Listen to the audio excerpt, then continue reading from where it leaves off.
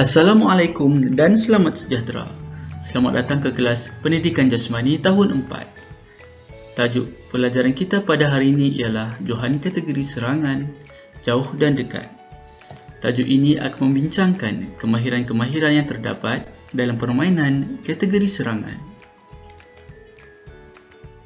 Permainan kategori serangan merupakan permainan yang melibatkan dua pasukan, di mana setiap pasukan perlu menyerang kawasan pihak lawan untuk mendapatkan mata ataupun gol. Terdapat 3 jenis kategori serangan yang melibatkan kemahiran penggunaan kaki, penggunaan tangan serta penggunaan peralatan. Antara contoh permainan kategori serangan yang menggunakan kaki ialah bola sepak dan futsal. Contoh permainan kategori serangan yang menggunakan tangan pula ialah bola jaring, bola baling dan rugby. Manakala contoh permainan kategori serangan yang menggunakan peralatan pula ialah hoki, polo kuda dan hoki ais. Ketiga-tiga permainan dalam paparan ini juga merupakan permainan kategori serangan. Tahukah anda apakah nama permainan-permainan ini? Permainan pertama dikenali sebagai floorball. Permainan floorball melibatkan penggunaan peralatan. Permainan kedua pula dikenali sebagai ultimate frisbee. Ultimate frisbee memerlukan kemahiran tangan yang baik. Permainan ketiga pula dikenali sebagai rugby sentuh. Permainan rugby sentuh melibatkan penggunaan tangan dan juga kaki. Terdapat 6 kemahiran yang perlu dikuasai dalam permainan kategori serangan, iaitu kemahiran menghantar, kemahiran menerima, kemahiran menggelicik, kemahiran mengadang, kemahiran memintas dan kemahiran menjaring. Untuk hari ini, kita akan fokus kepada 2 jenis kemahiran, iaitu kemahiran menghantar dan kemahiran menerima. Kemahiran menghantar dan menerima akan melibatkan 2 individu, iaitu penghantar dan juga penerima. Oleh yang demikian, komunikasi antara penghantar dan penerima amatlah penting untuk memastikan hantaran berjaya dilakukan. Penerima perlu bersedia sebelum hantaran dilakukan, dan gunakanlah panggilan ataupun isyarat badan sebelum melakukan hantaran agar hantaran menjadi lebih berkesan. Kemahiran menghantar dan menerima adalah penting untuk menggerakkan bola dengan lebih cepat dalam kawasan permainan berpasukan dalam matlamat menjaringkan gol.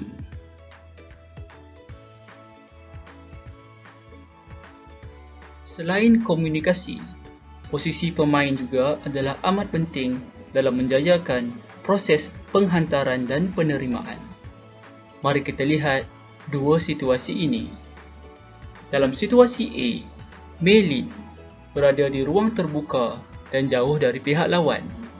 Ini membolehkan hantaran dilakukan dengan jayanya.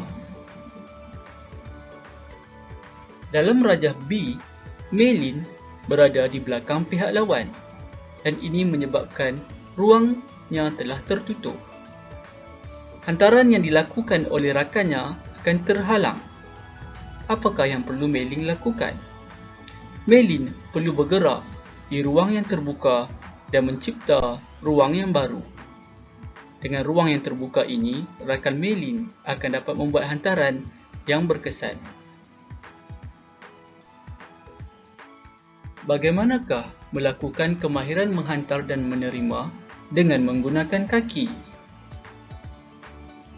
Gunakan pelbagai bahagian kaki, seperti bahagian dalam, hujung dan sisi luar kaki dalam menghantar dan menerima bola.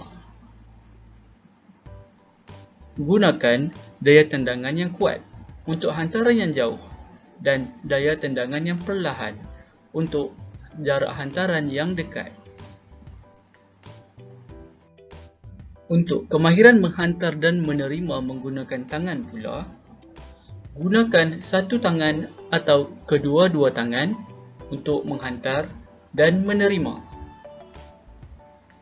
Gunakan daya yang kuat untuk hantaran yang jauh dan daya yang perlahan untuk hantaran yang dekat.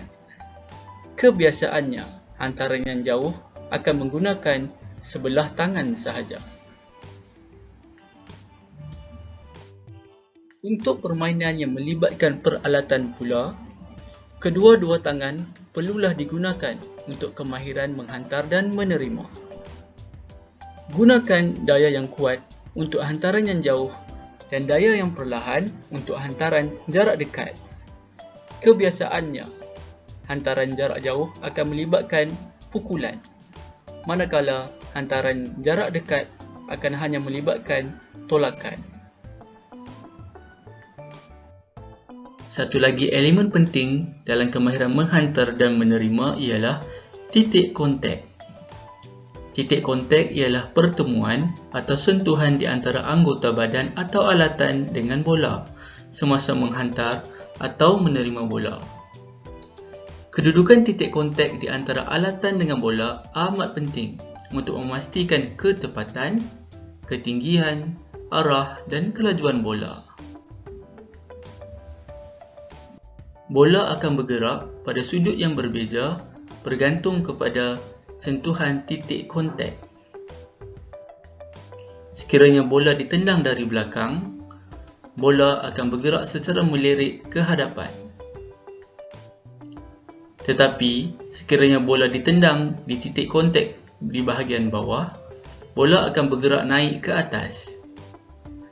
Gerakan bola juga mungkin berubah bergantung kepada titik kontak sentuhan bahagian kaki. Tendangan yang lurus atau melencong bergantung kepada titik kontak kaki yang digunakan.